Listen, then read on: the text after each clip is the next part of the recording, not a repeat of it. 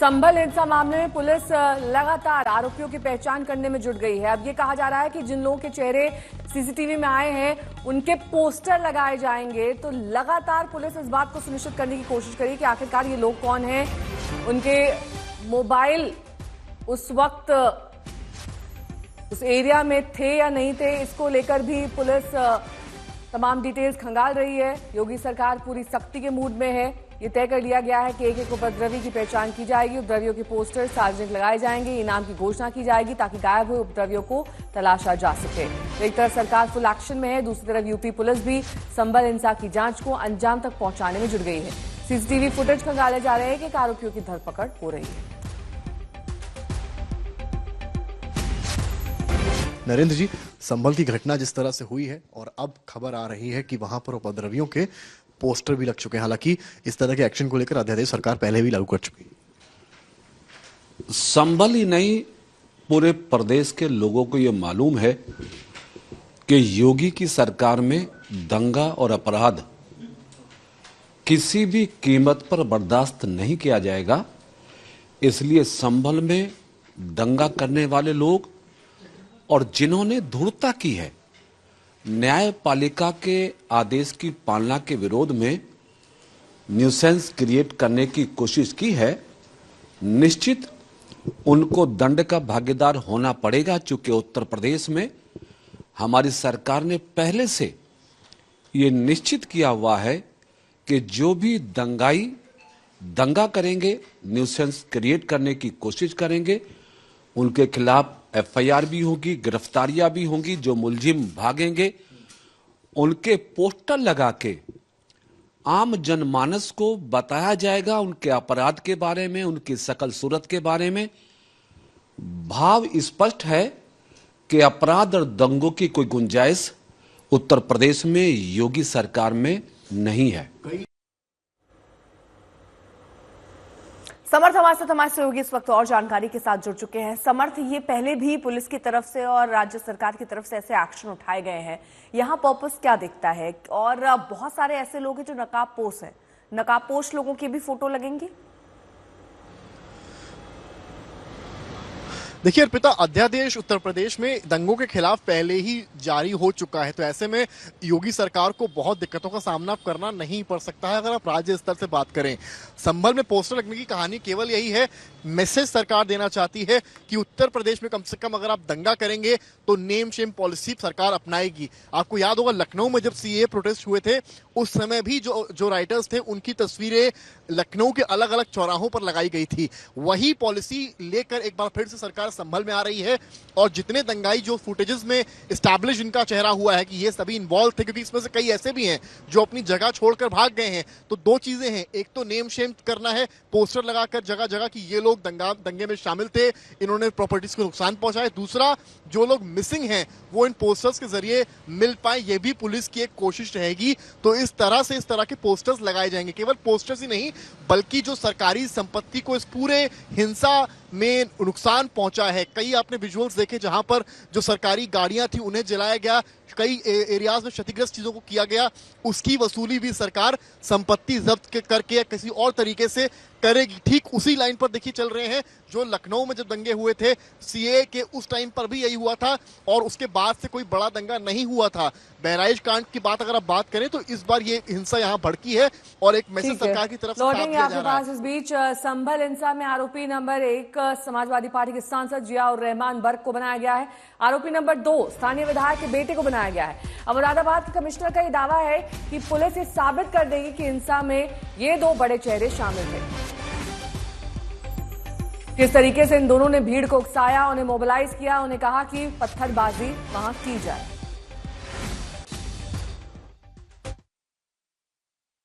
माननीय विधायक जी के पुत्र के ऊपर जो मुकदमा दर्ज हुआ है उसमें 19 तारीख को जो उनकी गतिविधियां रहीं, उसके बाद जो जुमे के नमाज के वक्त की जो उनकी गतिविधियां रहीं और बाद में कई सारे साक्ष्य और पूछताछ के आधार पर लोगों से जो चीज़ें मिली हैं, उसी के आधार पर हमने मुकदमा दर्ज किया है और हम साक्ष्यों के द्वारा प्रमाणित करेंगे कि वो इस पूरी गतिविधि में उनकी संलिप्तता। तो संभल हिंसा के आरोपी नंबर 1 समाजवादी पार्टी के सांसद जियाउर बर्क और नंबर 2 आरोपी समाजवादी पार्टी के विधायक के बेटे को बनाया गया और दोनों पहले दिन से खुद पर लगे आरोपों से इनकार कर रहे हैं। बर्क का कहना है कि वो तो वहां मौजूद ही नहीं थे। मेरा मसला नहीं है, वहाँ पर जो 5 मासूम लोगों की हत्या हुई है और कितने लोगों को इस साथ में जो इंजर्ड हैं दर्जनों के हिसाब से, और पुलिस ने फिर 800 के खिलाफ अननेम्ड और कई लोग धाराओं में नेम्ड जो मुकदमा दर्ज किया है, ये प्री प्लानिंग के तहत किया गया है। मुझे अफसोस है कि जब देश के प्रदेश और देश के रक्षक ही अगर भक्षक बन करके काम करेंगे तो इसका लोकतंत्र संविधान कैसे चलेगा। पर आपके खिलाफ एफआईआर दर्ज हुई है। एफआईआर लोग उनके पूरा कानून उनके हाथ में है, सरकार उनके हाथ में, जिसकी लाठी उसकी भैंस वो वाला चल रहा है। अब मुकदमा दर्ज करने के खिलाफ मेरे क्या तो सारे जनप्रतिनिधियों के खिलाफ भी मुकदमा दर्ज कर दे तो कौन रोकने वाला है? कौन है इस टाइम कानून व्यवस्था कायम रहे? कौन ऐसा इस समय है कि उस संविधान को के हिसाब से प्रदेश और देश से चल सके?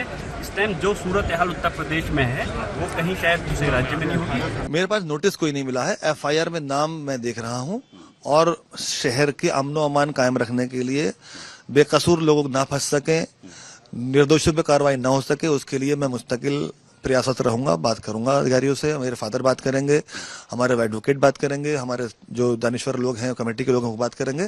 ताकि पुलिस ने संपर्क किया है अब तक? बयान रिकॉर्ड करने के लिए जाएंगे अभी या एंटीसिपेटरी बेल या इस तरह की किसी तरह की रणनीति पर विचार कर रहे हैं? जो भी संभल के हक में बेहतर होगा अमनो अमान कायम करने के लिए वो सब काम किए जाएंगे। गिरफ्तारी का डर है सोहेल इकबाल को? सोहेल इकबाल गिरफ्तार तब होगा जब वो कसूरवार होगा। एफआईआर में नाम है और गंभीर धाराओं में नाम होना एक अलग बात है, बेकसूर होना एक बात है। मुजरिम में और मुल्जिम में फर्क है। जब मेरा नाम हो सकता है एफआईआर में दर्ज हो, गलतफहमी हो सकती है। मेरे कृत्य ऐसा नहीं है, मेरा काम ऐसा नहीं है, मैंने कोई वीडियो है ना मैंने कोई भड़काऊ भाषण दिया, तो मैं बेकसूर अपने आप को अपने जमीर से कह सकता हूँ कि मैं बेकसूर हूँ और संभल की जनता भी बता सकती है मैं बेकसूर हूँ। हिंदू मुस्लिम आपस में खुश रहें, ये हमारे प्रयास है और ये जानते भी हैं। वहीं संभल हिंसा को लेकर चल रही जांच के तमाम पहलुओं पर पुलिस कमिश्नर अजय कुमार से बात की हमारे संवाददाता आशुतोष मिश्रा ने। मस्जिद परिसर में जब सर्वे हो रहा था तो वो पूरा कैमरे, और सर्वे का एक मतलब आपको बता दूं, बहुत सारे लोगों को सर्वे के नाम पर कंफ्यूज किया जा रहा है। सर्वे का मतलब वीडियोग्राफी के अंदर पड़ताल, सारी जांच। तो वीडियोग्राफी ही उस पूरे एरिया की हो रही थी कि उसमें देखा जाए कि क्या स्थिति है उसकी। इसमें लोगों को ये बरगलाना कि सर्वे के नाम पर स्ट्रक्चर के साथ कोई छेड़छाड़ नहीं हो रही थी, नहीं कोई संभावना इसकी थी। उसके बावजूद इस तरीके के इंप्रेशन दिए गए, लोगों को इकट्ठा किया गया। उसमें जफर अली ने भी बहुत एक्टिव भूमिका निभाई है, जो आज के उनके बयानों से पता चलता है। कल से अभी तक उन्होंने ऐसा कुछ नहीं बोला था। जब इसका सर्वे हुआ तो उनको लेटर भी रिसीव किया गया और वो राजी भी थे, और उनके राजी होने के बाद ही गए। वहां इमाम साहब भी मौजूद थे। अगर उनका ये कहना है कि वो राजी नहीं थे तो आप देखेंगे उसकी वीडियोग्राफी भी है। उस वीडियो में बड़े सामान्य संजत तौर पे सब दिखाते हुए नजर आ रहे हैं। हिमांशु हमारे साथ हमारे सहयोगी और जानकारी के साथ जुड़ चुके हैं। हिमांशु, जरा बताइए इस वक्त स्थिति वहां पर क्या पूरी तरीके से सामान्य है? बहुत सारे राजनीतिक दल के प्रतिनिधि वहां पहुंचना चाहते हैं, क्या उनको इजाजत दी जा रही है? नहीं, बिल्कुल भी नहीं, किसी को भी इजाजत नहीं है। यहाँ पर प्रशासन ने स्पष्ट कर दिया है कि 30 नवंबर तक, जब तक अभी तक के लिए धारा 144 जो कि अब BNS 163 हो गया है वो लागू है। ऐसे में जब तक ये धारा लागू है किसी को आने की अनुमति नहीं है। और यहाँ पर प्रशासन ने अपील भी की है कि राजनीतिक दल या नेता फिलहाल यहाँ ना आए, क्योंकि प्रशासन पूरी तरीके से जुटा हुआ है। स्थिति काफी हद तक नॉर्मल हो चुकी है। आप देखिए, हम लोग कोतवाली जो मेन एपिक सेंटर था समझ यहाँ से 500 मीटर की दूरी पर, और यहाँ पे अगर आसपास की दुकानें मैं आपको दिखाऊं तो देखिए एक एक दुकान, एक एक चीज खुली हुई है। स्कूल खुले हुए हैं और स्कूल में लगभग 100% जो नॉर्मल बच्चे जितने दिनों में आते हैं उतने पूरे बच्चे भी आ रहे हैं। तो यानी संभल पूरी तरीके से नॉर्मल हो चुका है। और ऐसे में प्रशासन अब किसी भी तरीके की कोई भी ढिलाई या छूट नहीं देना चाहता जिसकी वजह से कहीं से कोई गड़बड़ी हो। अब इसके लिए अलग अलग तरीके से काम कर रहे हैं। सबसे पहले तो जो संभ्रांत लोग हैं इलाके के, उनसे लगातार संपर्क में है और ये भरोसा दिलाया जा रहा है पुलिस की तरफ से कि सिर्फ उनके खिलाफ कार्रवाई की जाएगी जो दोषी हैं, जिन्होंने पत्थरबाजी की, जिन्होंने गोलियां चलाई। जो भी निर्दोष है उनके खिलाफ कोई कार्रवाई नहीं की जाएगी। इसलिए आप देखिए पुलिस सबसे पहले लोगों को पिक जरूर कर रही है, उठा रही है, लेकिन अगर किसी के खिलाफ सबूत नहीं मिल रहा है या उसकी मौजूदगी वहां पर नहीं है तो उसे छोड़ दिया जा रहा है। आपके पास इस बीच संभल में 24 नवंबर को शाही मस्जिद के सर्वे के दौरान हिंसा कैसे भड़की थी, इसको लेकर अलग अलग थ्योरीज और दावे दिए जा रहे हैं। समाजवादी पार्टी से संभल के सांसद जियाउर रहमान बर्क इस मामले में आरोपी नंबर 1 हैं। बर्क का आरोप है कि जल्दबाजी में सर्वे की वजह से मामला बिगड़ा, लेकिन शाही मस्जिद कमेटी के अध्यक्ष जफर अली का कहना है कि सर्वे जल्दबाजी में नहीं किया गया। अफसोस है कि इस प्रकार के कोई बाहर के लोग इस संभल के अंदर जो अमनो अमान है, जो सुकून है, उसको बिगाड़ने के लिए यहाँ पर आते हैं और एक याचिका दायर करते हैं। और हमारा कोर्ट भी इतनी जल्दबाजी में बगैर कोई नोटिस दिए हमारे पक्षों को सुने बगैर आदेश दे दिया गया। और फिर उससे भी ज्यादा जो तेजी हमारे पुलिस प्रशासन ने दिखाई, आदेश को पढ़े बगैर भी एकदम से यहाँ पे सर्वे कराने आ गए। सर्वे अगर कराना था तो पहले हम तो कहते हैं हम कोर्ट के आदेश से ही असहमत हैं, पहले हमारे पक्ष को भी सुनना चाहिए था। और फिर पुलिस प्रशासन ने इतनी जल्दी दिखाई और फिर ये आदेश हम कहते हैं कि प्लेस ऑफ वर्शिप एक्ट का उल्लंघन है। कोर्ट ने जो सर्वे का आदेश दिया था वो विदिन 7 डेज के लिए दिया था, लेकिन चूंकि वकील कमिश्नर जो है उन्होंने अपनी मजबूरी बताई कि उनकी बेटी की लगन आ रही है, इस वजह से वो अभी आ गए। इसके पीछे और कोई बात नहीं। कितने लोग मौजूद रहे थे मतलब कोर्ट में?